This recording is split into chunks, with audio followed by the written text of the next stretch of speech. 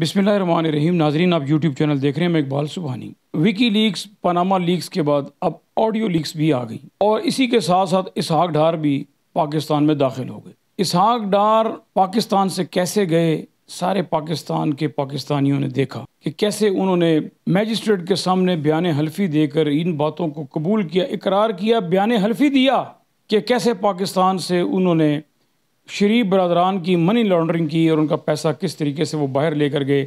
ये सारी चीज़ें तहरीर के अंदर मैजिस्ट्रेट के सामने बयान हल्फी के अंदर मौजूद हैं। और फिर जब पकड़ का टाइम नज़दीक आया तो कैसे वज़ीर-ए-आज़म के त्यारे में बैठ के इसहाक डार पाकिस्तान से लंदन चले गए, यानी कि उनको लंदन भिजवा दिया गया, उनको फ़रार करा दिया गया। और फिर आप देखें कि 4.5 साल तक वो बीमारी का बहाना बनाकर लंदन की सड़कों और गलियों में घूमते फिरते रहे और सहाफ़ियों से मिलने से कतराते रहे। और फिर गाए बगाए 1-2 इंटरव्यू भी उन्होंने टीवी चैनल्स के ऊपर दिए। मगर आप देखें कि जब वो वज़ीर ख़जाना थे पाकिस्तान के अंदर, तो उन्होंने कैसे पाकिस्तान की मईशत को मसनूई तरीके से मसनूई सांस दिए रखा और पाकिस्तान की मईशत का बेड़ा गर्क करने में इसहाक डार का बुनियादी किरदार है। ये सिर्फ शरीफ ख़ानदान के माली मामलात को तहफ़्फ़ुज़ देने के लिए यहाँ पर वज़ीर ख़जाना लगाए गए थे, चूँकि इनकी आपस में आपको पता है रिश्तेदारियाँ भी हैं। और इसहाक डार जो हैं ये कोई माहिर माशियात नहीं है, ये सिंपल एक अकाउंटेंट हैं और पैसों के खुर्द बुर्द और हेरा फेरी करने के ये माहिर हैं। और यही कुछ इन्होंने माजी में किया। और फिर आप देखें कि अब ये पाकिस्तान की ज़मीन पे जब इन्होंने पाँव रखा तो ये सेनेटर भी बन गए और फिर ये उसके साथ वफाकी वज़ीर ख़जाना भी बन गए। ये है पाकिस्तान का वो निज़ाम, पाकिस्तान का वो सिस्टम, पाकिस्तान के इस दौरे निज़ाम को और पाकिस्तान के इस कानून को, इस आइन को दुनिया के किस मुल्क के साथ आप मुकाबला करेंगे, कहाँ पर इसको आप परखेंगे, इस कसौटी को कहाँ आप लेकर जाएंगे और कैसे फ़ैसला करेंगे। और फिर देखें कि अभी ऑडियो लीक्स आ गई और ऑडियो लीक्स के अंदर कैसे इनकी चीज़ें जो हैं वो नुमायाँ हो रही हैं और कैसे मरियम नवाज़, शहबाज शरीफ, अयाज सादिक और फिर इसी तरह बेशुमार और लोग और ख्वाजा आसिफ और 150 के करीब जो हैं वो इनकी 150 घंटे की इनकी ऑडियो मौजूद हैं। और डार्क वेबसाइट से इनको कहा जा रहा है कि अगर आपने उनको रकम न दी तो फिर वो सारी की सारी जो ऑडियो है वो पब्लिक कर दी जाएंगी। बावसूख ज़राए से मुबैना तौर पर यह खबर मिली है कि 5 अरब रुपए की ऑफ़र हुकूमत पाकिस्तान ने, मौजूदा वज़ीर-ए-आज़म ने, इम्पोर्टेड सरकार ने 5 अरब रुपए की ऑफ़र कर दी है डार्क वेबसाइट की उन हैकर्स को कि जिन्होंने ये सारी 150 घंटे की जो ऑडियो टेप की हुई हैं और अपने पास रखी हुई हैं और अभी सिर्फ छोटा सा एक नमूना पेश किया है। और ये बताया गया है कि अगर हमको पैसे नहीं देंगे तो फिर मज़ीद वीडियो आपकी लीक कर दी जाएंगी और फिर आपका हुकूमत में रहना मुश्किल हो जाएगा। तो अब सुनने में यह आया कि ये ऑफ़र जो है ये 10 अरब तक भी जा सकती है। ये है पाकिस्तान की इम्पोर्टेड सरकार के कारनामे। मरियम नवाज़ कैसे जलसों में कहती हैं कि पेट्रोल की जो कीमत बढ़ रही है मुझे ये बर्दाश्त नहीं है, मगर इसी ऑडियो लीक के अंदर वो कह रही हैं शहबाज शरीफ को कि आप पेट्रोल बढ़ाएं, मैं आपके साथ। ये वही बात है कि जैसे यूसुफ रज़ा गिलानी अमेरिकन को कहते हैं जब वो वज़ीर-ए-आज़म थे कि आप ड्रोन हमले करें, हम पब्लिक में जाके एहतजाज करेंगे, मगर आपने हमारे एहतजाज की फ़िक्र नहीं करनी, आप ड्रोन हमले करते रहें। ये है दोहरा मेयार इन लोगों का। और कितना खुलकर ये चीज़ें सामने अवाम के आएंगी और तब अवाम को पता लगेगा। इससे मज़ीद अवाम और क्या सबूत मांगते हैं। और आप देखें कि नेशनल सिक्योरिटी काउंसिल का जो इजलास है और वो भी मुलतवी कर दिया गया। इससे पहले JIT बनाने का फ़ैसला किया ऑडियो लीक्स के ऊपर कि JIT बनाई जाएगी, तहकीकात की जाएगी कि वज़ीर-ए-आज़म हाउस से कैसे ये बातें लीक हुई और न जाने कितनी हसास ऑडियोज़ जो हैं वो हैकर्स के पास मौजूद हैं और वो किसी वक्त भी उनको पब्लिक कर सकते हैं और फिर उससे कितना मुल्क का नुकसान हो सकता है। क्या क्या मामलात वज़ीर-ए-आज़म हाउस के अंदर डिस्कस नहीं हुए होंगे, उसके अंदर मुल्की और फिर गैर मुल्की और बैनुल अक़वामी और फिर आस पड़ोस के मामलात और फिर कई ऐसे मामलात जो हसास होते हैं।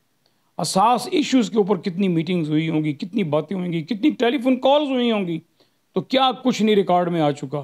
तो ये आप देखें कि जब इन्होंने JIT बनाई तो JIT बनाने के बाद ताकि इसकी तहकीकात हो کہ یہ کون لوگ ہیں جنہوں نے یہ کیا اور کیسے کیا اور کیا کیا کیا فلاں فلاں، مگر آپ دیکھیں کہ اس جے آئی ٹی کی جو بنانے کا اعلان کیا گیا تھا، آج حکومت اس سے مکر گئی۔ آج حکومت یہ کہہ رہی ہے کہ ہم نے جے آئی ٹی بنانے کا کوئی اعلان نہیں کیا، اور پھر اسی کے ساتھ نیشنل سیکیورٹی کونسل کی جو میٹنگ تھی، جو اجلاس تھا، اس کو بھی ملتوی کر دیا گیا، کیونکہ یہ باتیں ظاہر ہے وہاں ڈسکس ہونی تھی، یہ ساری چیزیں وہاں ڈسکس ہونی تھی۔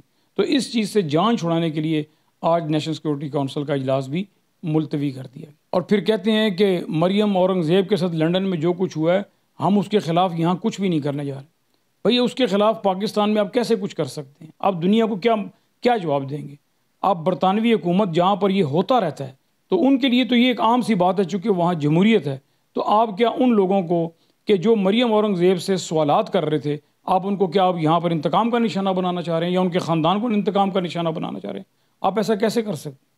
پھر آپ کہتے ہیں کہ جی ہم نے کوئی فیصلہ ایسا نہیں کیا۔ آپ نے دباؤ میں آ کر اب یہ بیان دیے، ورنہ آپ یہ سب کچھ کرنے والے ہیں۔ احسن اقبال کی باری بھی آپ نے یہی کچھ کیا کہ اس خاندان کو، اس فیملی کو ہراساں کر کے معافی منگوائی گئی، اور اسی طرح طلال چودھری کے معاملے میں بھی آپ نے یہی کچھ کیا کہ ان کو ہراساں کیا گیا۔ اسی طرح آپ مریم اورنگزیب کے بارے میں بھی یہ کچھ کرنے جا رہے تھے ان کے حوالے سے، جو لوگوں نے یہ سب کچھ کیا، مگر آپ کے اوپر جب پریشر آیا تو آپ نے کہا ہم ایسا کچھ بھی نہیں کرنے جا رہے۔ آپ عمران خان سے 1 سال کی کارکردگی کا مطالبہ کرتے تھے۔ جب عمران خان کی حکومت تھی تو یہ امپورٹر سرکار اس وقت اپوزیشن میں تھی، اور یہ عمران خان سے مطالبہ کرتے تھے کہ اپنے 1 سال کا حساب دو کہ تم نے 1 سال میں کیا کیا۔ اب میں ان سے پوچھتا ہوں کہ آپ کو بھی 1 سال ہونے والا ہے، آپ کو بھی 8-9 مہینے ہو چکے ہیں، اب آپ بھی تو حساب دیں نا کہ آپ نے اس 1 سال کے قریب جو ٹائم آپ کو ہوا ہے، اس میں آپ نے کون سی ایسی کارکردگی کی ہے، عوام کو آپ نے کون سی ایسی سہولت دی ہے، عوامی فلاح و بہبود کے لیے آپ نے کون سے ایسے اقدامات کیے ہیں؟ آپ نے سوائے معیشت کا بیڑا غرق کرنے کے، معیشت کی تباہی کرنے کے، آڈیو لیز کے اندر کیسے مریم نواز اپنے داماد کے لیے وہ ایک کام کروانے کے لیے اور انڈیا سے مشینری منگوانے کے لیے جو وزیر اعظم ہاؤس کا جو سٹاف ہے ان کو یہ کہہ رہی ہے، پریشرائز کر رہی ہے کہ وہ آدھی رہ گئی ہے مشینری تو اس کو منگوایا جائے۔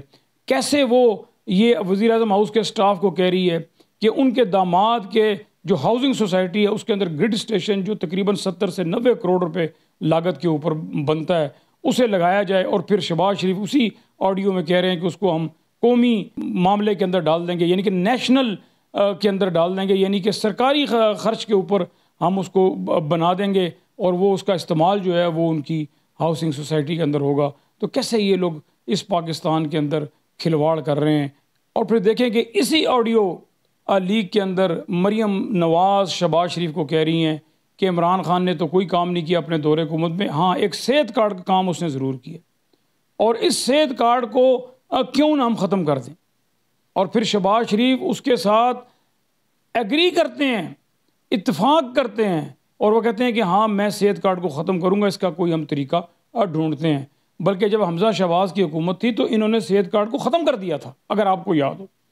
پھر جب پرویز الہی کی حکومت آئی تو پھر حکومت نے دوبارہ صحت کارڈ کو نئے سرے سے اس کا اجرا کیا اور اس کو شروع کرنے کا کہا، اور وہ آج صحت کارڈ جو ہے وہ پھر سے چل رہا ہے۔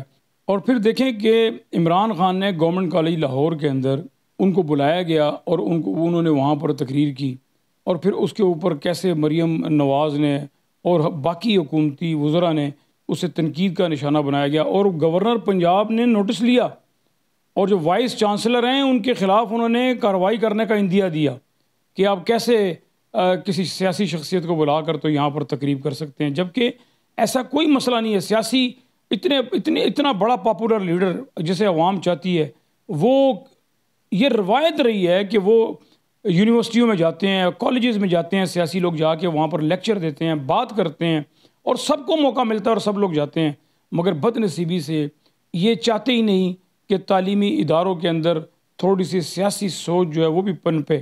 کیوں کہ ان کو پتہ ہے کہ جہاں پر تعلیم یافتہ لوگ ہوں گے تو ظاہر ہے پھر وہ سوال بھی کریں گے، وہ عقل اور سوچ بھی رکھتے ہوں گے، اور پھر جب ان کی بونگیوں کو وہ دیکھیں گے اور ان کی کارکردگیوں کو وہ دیکھیں گے تو اس کی وہ تنقید تو ضرور کریں گے۔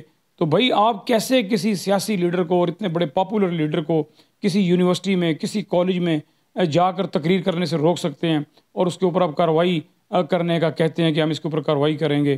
تو کارروائی آپ نہ کریں، آپ خود بھی آئیں اور کریں، اور ماضی میں آپ لوگوں نے بھی کیا ہوا ہے۔ نواز شریف نے کئی مرتبہ جا کر اسی طرح یونیورسٹی میں خطاب کیا، اور پھر اسی طرح آپ کے وزراء جو ہیں انہوں نے جا کر کئی مرتبہ خطاب کیا یونیورسٹیز کے اندر، کالجز کے اندر. تو کبھی ایسا بھی ہوا ہے؟ تو یہ اس حکومت کا حال ہو چکا ہے کہ یہ چاروں طرف چاروں شانیں چت ہو چکی ہے، اور یہ ہر طرف دھونس دھاندلی اور زبردستی سے حکومت میں بیٹھنا چاہ رہی ہے، اور بخوبی اس بات کو سمجھ چکی ہے کہ پاکستان کی جو اکثریت ہے وہ ان کے ساتھ نہیں ہے، نہ پاکستانی عوام ان کے ساتھ ہے، نہ پاکستان کے اکثریتی صوبے ان کے ساتھ ہیں، نہ پاکستان کے اسلام آباد کے علاوہ کسی بھی صوبے کے اندر ان کی کہیں پر حکومت ہے، نہ ان کو عوام قبول کرتے ہیں. لہٰذا عوام ان سے اب جان چھڑانا چاہتے ہیں. ناظرین، اب تک اتنا ہی. آپ اپنا اور اپنے چینل کا خیال رکھیے گا. اللہ آپ کو حامی و ناصر ہو.